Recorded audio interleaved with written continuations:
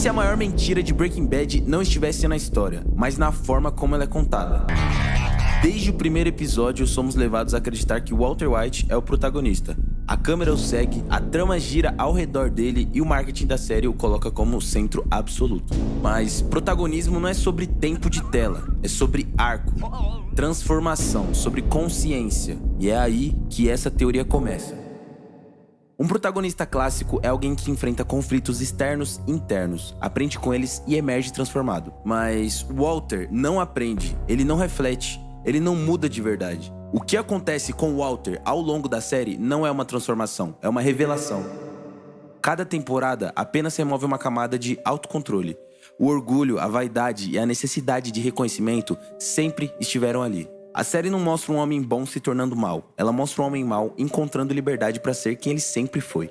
Walter convence o público usando a mesma estratégia que usa com os outros personagens, vitimização. Ele se apresenta como um homem injustiçado pela vida, subestimado, traído pelo destino, e nós compramos essa narrativa. Mas um detalhe muda tudo, sempre que o Walter tem a chance de sair, ele escolhe ficar. Sempre que existe uma alternativa moralmente menos destrutiva, ele rejeita, não por necessidade, mas por orgulho. Heróis buscam soluções, Walter busca controle.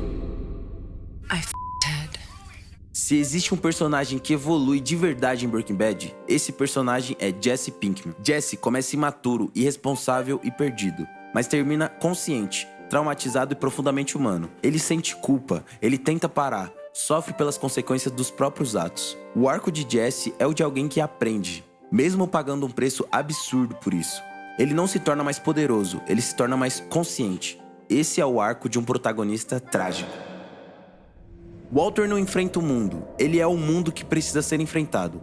Tudo que toca apodrece. Pessoas morrem, famílias se destroem, identidades são apagadas. Não porque ele é empurrado a isso, mas porque ele escolhe esse caminho repetidamente. Em uma estrutura clássica de narrativa, Walter ocupa o papel de antagonista, a força imutável que gera conflito e exige reação dos outros. Skyler, where is the rest? Skyler, Jesse, Hank, até mesmo personagens como o Mike, todos precisavam reagir ao Walter. Ele não reage a ninguém. Outro detalhe crucial, Walter raramente é vulnerável de verdade. Ele sente raiva, sente frustração, mas quase nunca sente culpa. A série reserva os momentos mais humanos para cada personagem ao redor. Jesse se quebrando emocionalmente, Skyler em silêncio absoluto, Hank confrontando a própria identidade, Walter observa, calcula, domina. Protagonistas se expõem, antagonistas se escondem atrás das justificativas. No fim da série, Walter finalmente diz a verdade. Ele fez tudo por si mesmo, não pela família, não pelo câncer, não pelo medo da morte. Essa não é uma redenção, é uma confissão tardia. E isso aqui é essencial. Protagonistas aprendem de verdade cedo, o suficiente para mudar. Antagonistas só admitem quando não resta mais nada a perder. Walk backwards to me. Talvez Breaking Bad não tenha um único protagonista tradicional. Talvez seja uma história sobre sobrevivência moral.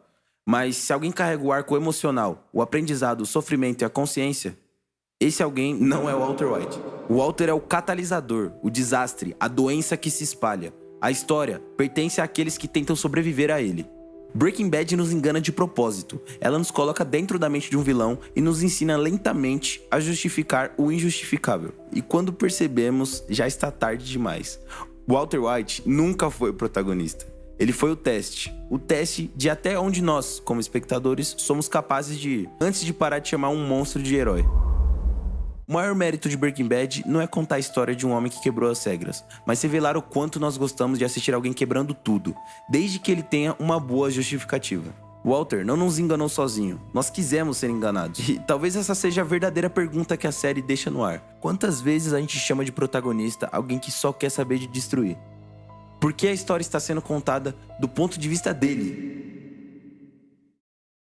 Se essa teoria te fez enxergar Breaking Bad de outro jeito, fica o convite e continua aqui no canal. Tem muito mais histórias, teoria e leituras escondidas. E agora eu quero saber de você. Quem é o verdadeiro protagonista de Breaking Bad? Nos comentários, a história continua.